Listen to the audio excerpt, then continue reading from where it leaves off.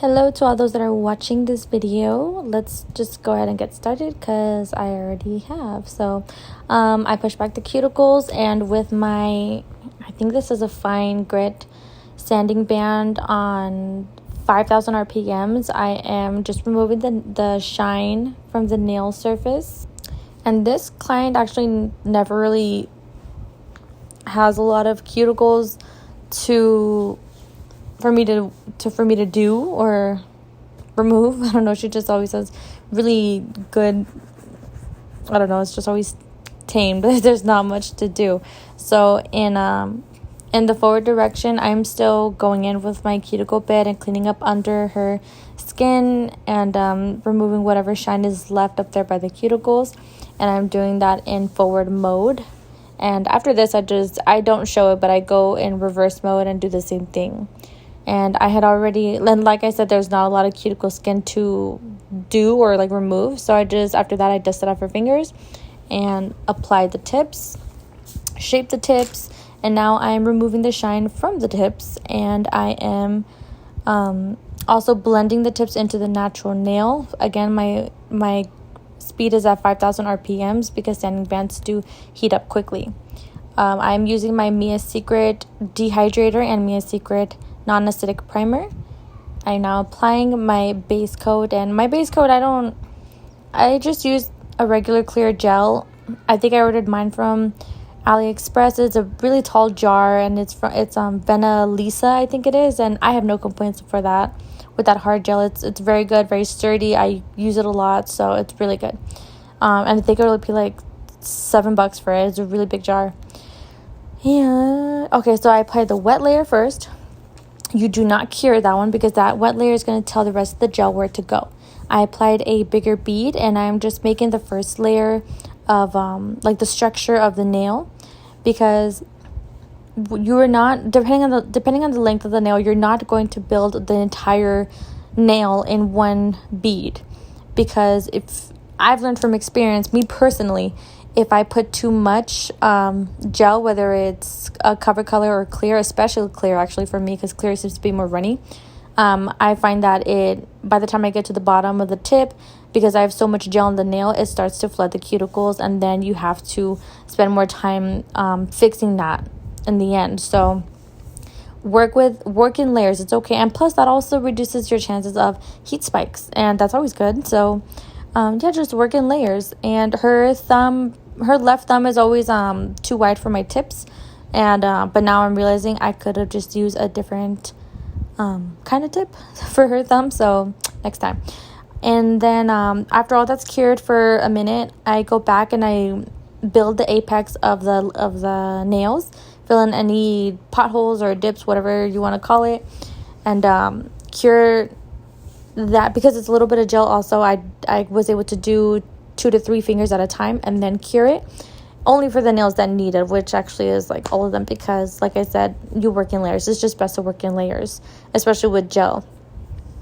And because you have to take into consideration the temperature of the room and all that stuff, and it could get warm, and that will make the gel more runny. So just keep all that in mind. And then I cure that for 60 seconds, wipe off the sticky layer, and now I'm going in with this, I don't know if that's a cone or barrel shaped ceramic bit, but whatever it is, I start off with the cuticle. So I'm just really cleaning up making sure the cuticle is not hitting the skin. So that's what I'm doing there. And then I just smooth out the whole nail with it.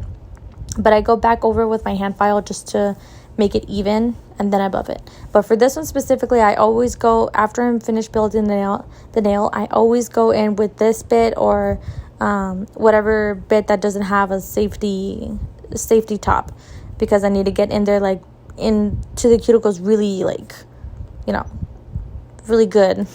and a safety bit would prevent me from doing that. So this is how I file. I don't know, I don't really have a structure to file or a strategy on filing. But I do know that I always clean up the sidewall and then free edge, because if you make your sidewalls really clean and like you just go up and down, I don't know how to explain it, but if you just make it crisp, then all you have to do is deal with the surface. Because a lot of the times, if it's not looking even, then that means your nail is too bulky, especially at the tips. If it's looking too round at the tips and you just can't get it that like crisp look, then just try thinning it out a little bit. Thin it out where you need it. I always thin it out at the tips, and make sure it's thin and flush with the cuticles, and the apex is obviously in the center or whatever. And yeah, so then I did a length check, and then now I'm applying the color. The green and this pink you see here are custom colors, so I had to make I had to mix a few polishes together to make these colors. And so I'm just painting it on. I'm painting 2 coats. Actually, for the pink, it was pretty light, so the pink nails had 3 thin coats, but everything else was just 2 coats of the polish. And then for this look, we're doing a reverse cow print. So like on the other hand, like for instance, this pinky nail, the spots on this pinky nail will be the base coat for the other pinky nail, if that makes sense. I hope that makes sense. But yeah, so I'm applying this chestnut color, and she saw this idea on I don't know where, but she sent it to me, but she wanted the colors for her set to be more calmer, more like pastelish kind of, because the other ones were pretty like bright, so she didn't want them to be too bright. And yeah, so I'm just cleaning out my paint job right here, nothing crazy. And then yeah, okay, so I'm starting with the cow print. So looking back, because I did this set about maybe a week ago, I think. Looking back, I definitely would have made my cow spots bigger, but this is my first attempt at cow print, and I think for my first time I did pretty good, because she loved them, and that's all that matters, and I love them too. I think I love the cow print. But looking back and then like seeing cow print since then, I noticed that they are bigger. But next time, somebody else, whoever else wants cow print, I know how to make it look more similar now. But yeah, so it's just like nothing crazy. I'm just painting out the spots, and in the inspo pic there was a few random dots like that, so that's what I'm doing there. I'm just like spacing them out, and I mixed that green so you can see it on my foil right there. And this one specifically, with the whole size of the cow spots, the pink and green nails, so the middle finger and the ring finger is the ones that I specifically noticed after that they look too small. But it's okay, because I still love them and I love how they came out. But yeah, I don't know what else to say. But after I do the cow prints, I always cure 30 seconds in between like each finger. So just that way, if I hit the finger by accident with my other hand or whatever the case may be, I don't smear it.